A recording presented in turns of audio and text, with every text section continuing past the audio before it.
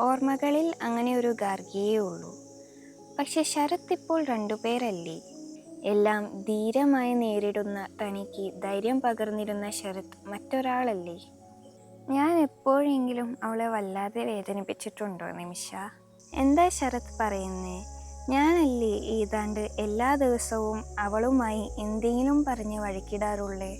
ശരത് ഒന്നോ രണ്ടോ തവണ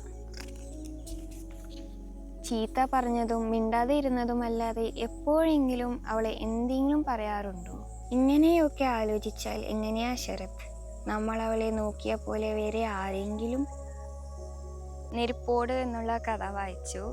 സോ അച്ഛനും അമ്മയും നമ്മളെ സ്നേഹിക്കുന്ന പോലെ വേറെ ആരും നമ്മളെ അങ്ങനെ സ്നേഹിക്കില്ല.